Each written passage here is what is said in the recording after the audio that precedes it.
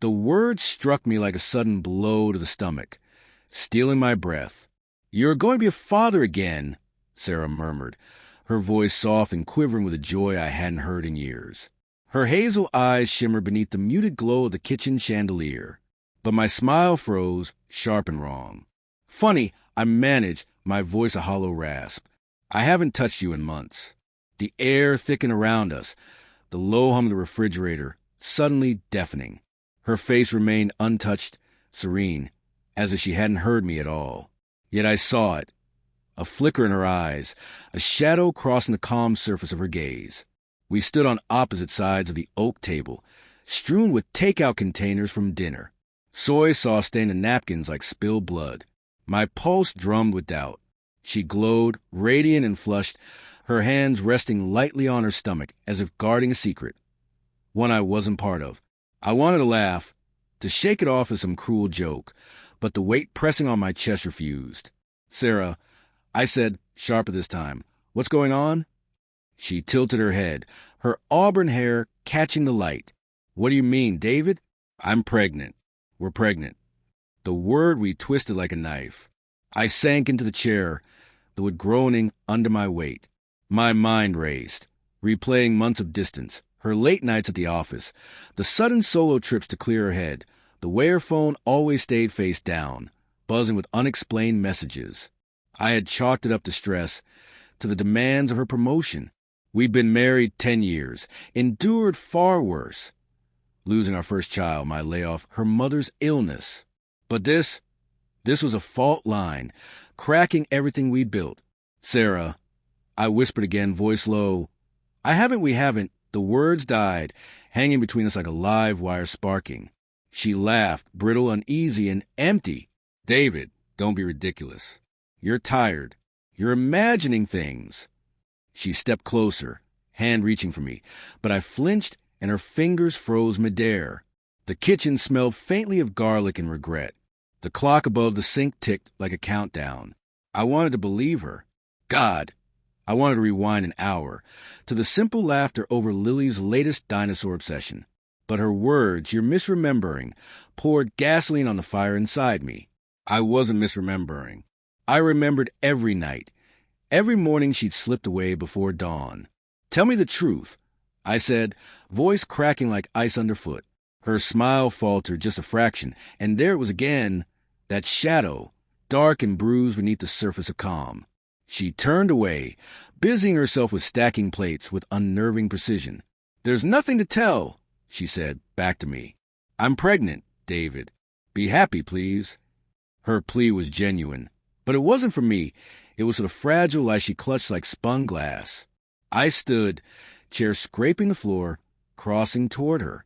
I didn't touch her, but I closed the space between us, feeling the warmth of her body, the scent of lavender in her hair. "Who is he?" I whispered, voice trembling, barely restrained. Her shoulders stiffened. For a moment, she froze like a deer caught in headlights. Then she turned, eyes wide and glistening. "How dare you?" she hissed, though her voice quivered, betraying her. "How dare you accuse me of something so vile?" The words were sharp but fragile at the edges. And in that moment, I knew.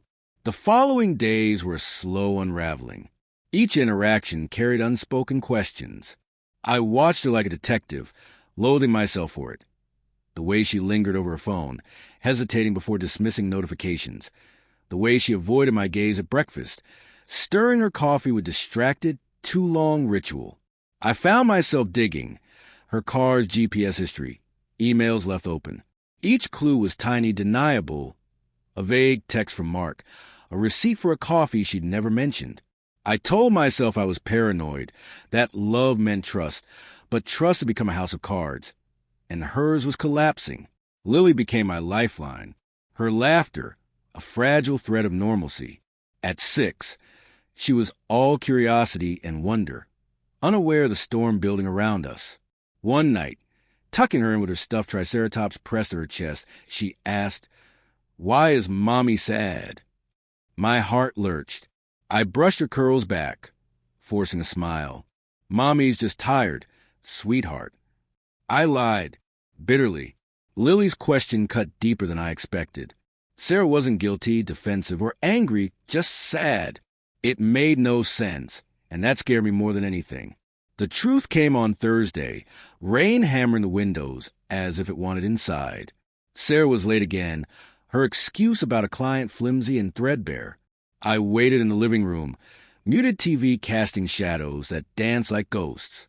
When she arrived, soaked and pale, I didn't ask where she'd been.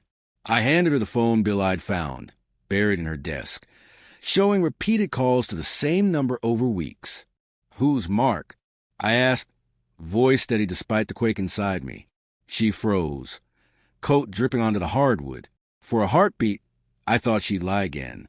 Then her face crumpled, and she sank onto the couch, hands covering her eyes. "It's not what you think," she whispered, but the words were hollow. She confessed Mark, a colleague and confidant during late nights at the firm. She swore it was emotional, not physical, that she felt lonely, lost, and that I'd been distant too. The pregnancy. She couldn't fully explain. A night blurred by too much wine at a work event.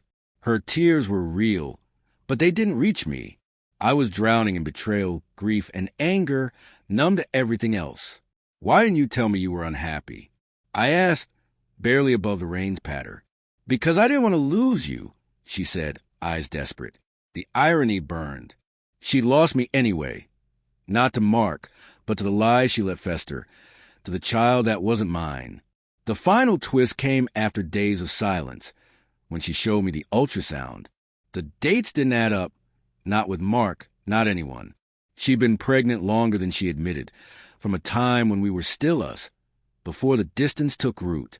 "A lab mix-up," she pleaded, voice trembling. But the doubt lingered, a poison I couldn't wash away.